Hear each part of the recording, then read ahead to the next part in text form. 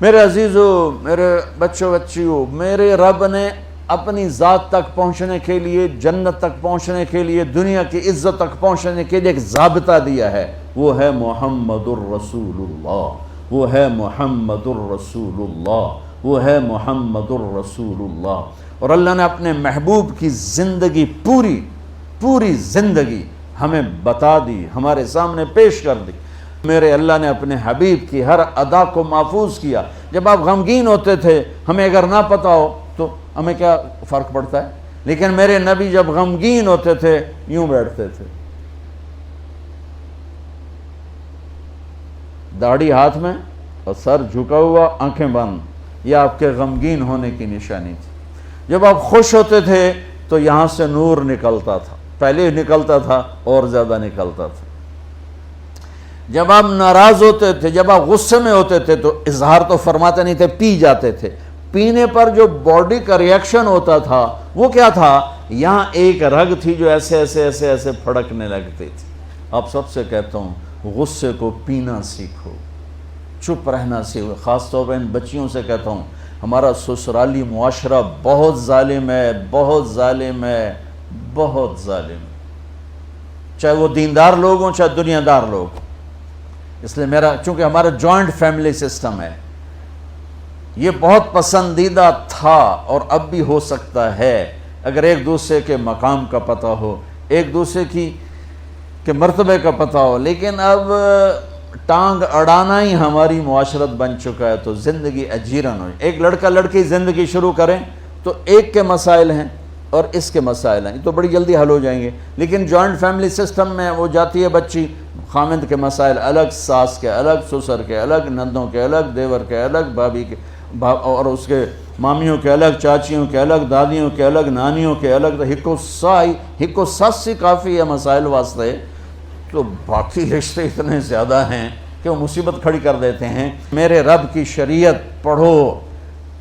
اگر میں مالدار ہوں اور میری بیوی کہتی میں نے الگ ٹھہرنا ہے تو میرے ذمہ اس کو گھر لے کر دوں، اس الگ زندگی شروع کروں۔ میری بیوی کے ذمہ نہیں ہے میرے ماں باپ کی خدمت، میری خدمت کرے گی، میرے ماں باپ کی نہیں۔ اگر مجھے اتنی سخت نہیں تو میں اس کو کرائے پر گھر لے کر دوں اگر وہ چاہے، اگر اتنی نہیں تو پھر ان بچیوں کا واجب حق ہے کہ گھر میں اس کے لیے ایک کمرہ، ایک کچن، ایک ٹوائلٹ اس کا لازمی حق ہے۔ اس کچن میں اس کے سوا اور کوئی نہ ہو، وہ ٹوائلٹ، وہ واش روم اس کے سوا اور کوئی استعمال نہ کرے، وہ کمرہ اس کے سوا اور کوئی استعمال نہ کرے۔ اگر اس کی بھی ہمت نہیں ہے کہ کسی کی بچی کو تھوڑا الگ وہ لا کر دے دیتے، بتا ہے ویکھو وہ تسبیح پڑھے تے روزے رکھے، شادی نہ کرے۔ کسی کی بیٹی کو برباد کرنا، ذلیل کرنا، یہ آج کا جوائنٹ فیملی سسٹم بن چکا ہے۔ اور میں قربان جاؤں، میرے نبی نے فرمایا، یہ جو میرے مدینے کے صحابہ ہیں، ان کی ایک جگہ آپ نے تعریف کی، یہ جو میرے مدینے کے صحابہ ہیں یہ بڑے اچھے ہیں، ان کے گھر میں جب کسی کی بیٹی کی ڈولی اترتی ہے تو اسے یہ احساس ہی نہیں ہوتا کہ اپنے گھر میں ہوں یا سسرال کے گھر میں، اتنا اس کو پیار دیتے۔ آنے والی کو تو پیار دیا جاتا ہے تاکہ وہ پچھلے رشتوں کو بھلا دے، آنے والی کو عزت دی جاتی ہے تاکہ وہ پچھلی عزت کو بھلا دے، لیکن اگلے ہی دن اس کا ٹیسٹ شروع ہو جاتا ہے، یہ بیٹھی کیوں نہیں،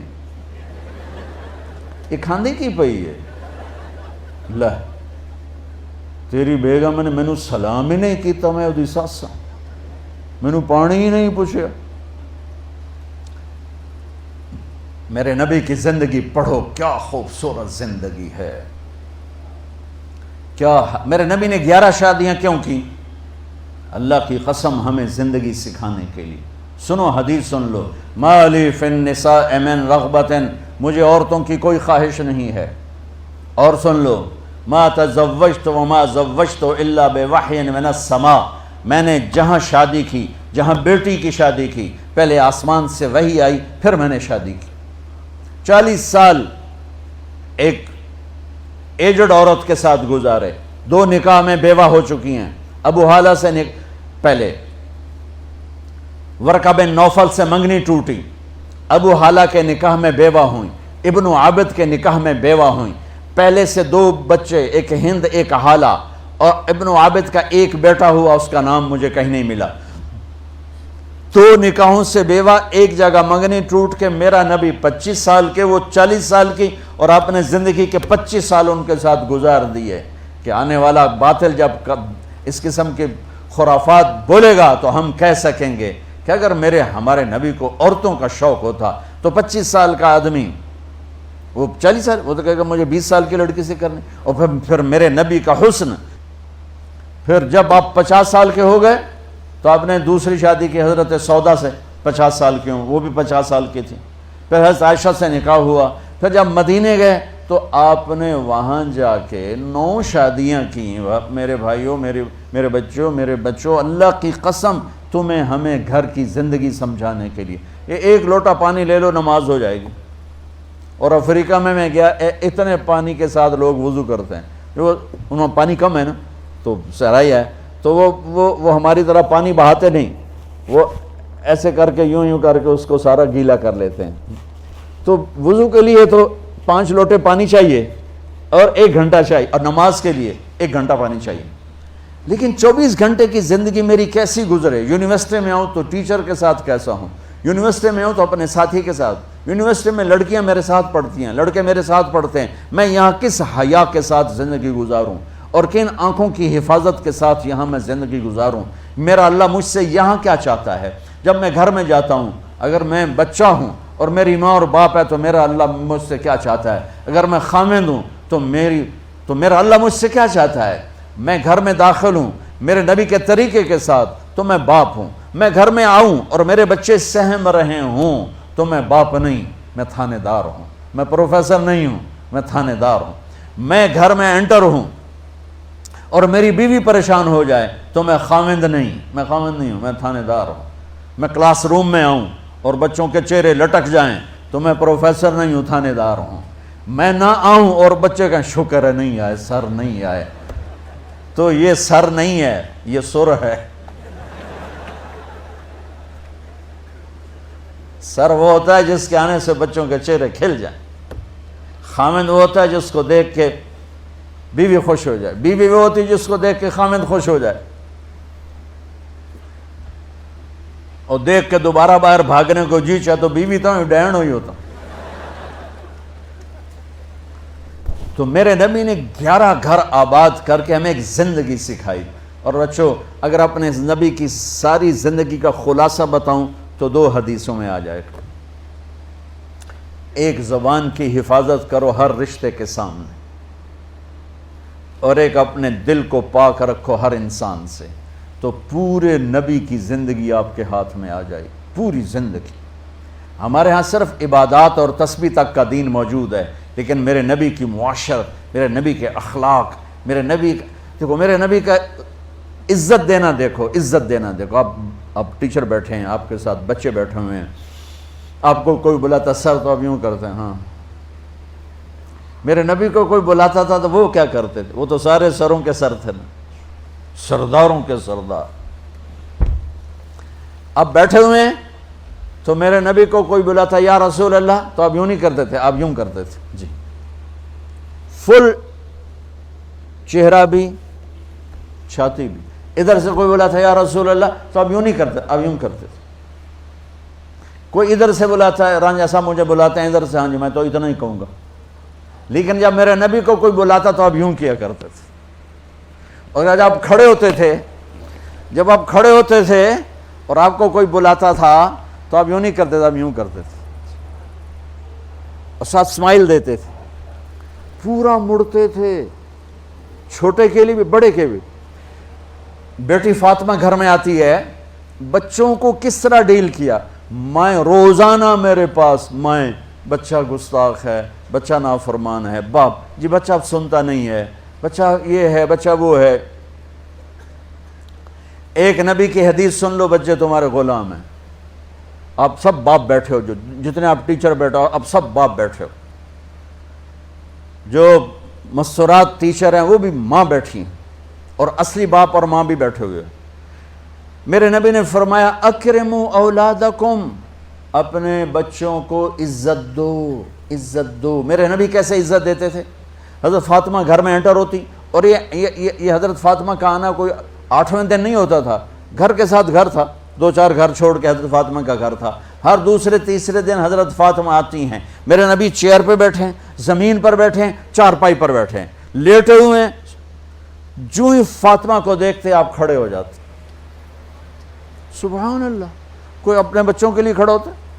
آپ لوگ کلاس روم میں آتے ہو تو آپ کے لیے بچے کھڑے ہوتے ہیں، اور میرے نبی کیا، یہ بچے آپ کی اولاد ہیں، میرے نبی کھڑے ہو جاتے، اور وہیں نہیں کھڑے رہتے تھے بلکہ تیزی سے آگے بڑھتے تھے اور جا کر حضرت فاطمہ کا ہاتھ پکڑ لیتے تھے مسافر کے، اور پھر دیکھو مجھے یوں بوسہ لیتے، پھر ہاتھ پکڑے پکڑے پکڑے لے کر آتے، پہلے حضرت فاطمہ کو بٹھاتے پھر خود بیٹھتے تھے. تو پھر کیا جنت کی عورتوں کی سرداری مل گئی. اپنے زبان کا بول میٹھا کرو، اپنے اخلاق اچھے کرو، اپنا چہرے کو خوبصورت کرو، جو اللہ نے دے دیا اس کو مسکرانے سے سجاؤ. مسلمان کو مسکرا کے ملنا بھی صدقے کا ثواب ہے. اور اس موبائل نے تباہی پھیر دی ہمارا. بچہ بات کر رہا ہے اور اماں لگی ہوئی ہے ڈرامے دیتے، ہاں بتاؤ سن رہی ہوں، بکو کیا بک رہے ہو، سن رہی ہوں. دیکھو اللہ کے واسطے یہ فون ہے بھائی، فون ہے، اسے ضرورت کے لیے استعمال کرو، اس کو اپنے لیے لعنت مصیبت نہ بناؤ. ایک خاتون پیپر چیک کر رہی تھیں، ٹیچر تھیں، تو چیک کرتے کرتے رونے لگیں، تو ان کے خامند نے پوچھا کیا ہوا، تو انہوں نے پیپر آگے کر دیا، اوپر roll number dash dash dash, تو اس میں تھا کہ تم کیا بننا چاہتے ہو، ایک کویسچن تھا، تم کیا بننا چاہتے ہو. تو اس بچے نے یہاں سے شروع کیا، I want to be a smart phone, یہاں سے اس نے یہ بات، چھوٹے بچوں کا پیپر، تو وہ پڑھا کہ بھئی میں اسمارٹ فون بننا چاہتا ہوں، چونکہ میرے ماں باپ جتنا فون کو اہمیت دیتے ہیں اتنا مجھے اہمیت نہیں دیتے، تو میں اسمارٹ فون بننا چاہتا ہوں. تو اس کے خامند نے کہا تو اس میں تو کیوں رو رہی؟ کہا تمہیں پتہ ہے یہ رول نمبر کس کا ہے؟ کہا نہیں. کہا یہ تیرے میرے بچے کا ہے. میرے نبی نے ایک زندگی سکھائی. آپ گھر میں آتے تھے مسکراتے ہوئے آتے تھے، اظہار محبت فرماتے تھے. عرب کے ماحول میں بیوی سے اظہار محبت عیب تھا، اور گرل فرینڈ بنانا ایک فخر تھا. آپ لوگ کٹھے پڑھتے ہو، اس لعنت سے بچو. باعزت آئے ہو باعزت چلے جاؤ. اپنی شادیاں ماں باپ کی رائے سے کرو، ماں باپ کی دعائیں لے کر کرو، اپنے فیصلے خود مت کرو. یہ کیا کریں، اب بچے بچیاں کٹھے پڑھتے ہیں تو اس قسم کی لعنتیں چلیں گی تو صحیح، لیکن میں جتنا بچ سکتے ہو بچوں بچو. اپنے فیصلے ماں باپ کے حوالے کرو، اپنے فیصلے ماں باپ کے حوالے کرو. چونکہ جتنی عشق کی شادیاں ہوتی ہیں وہ ساری ہی ناکام ہوتی ہیں. عرب کے ماحول میں اظہار عشق بیوی کا عیب، اور گرل فرینڈ کے لیے اشعار.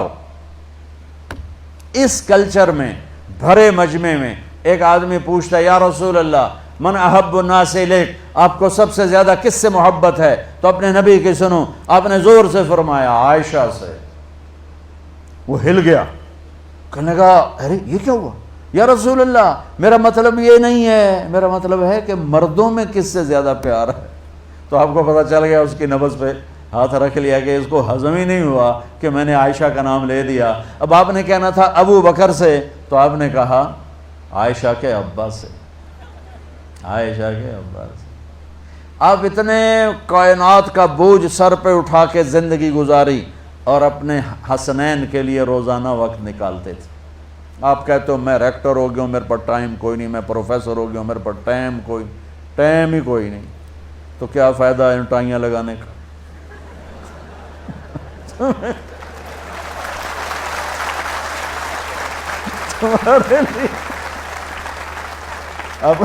اپنے بچوں کے لیے ٹائم نہیں ہے تو تم کیا کر رہے ہو، جھک مار رہے ہو؟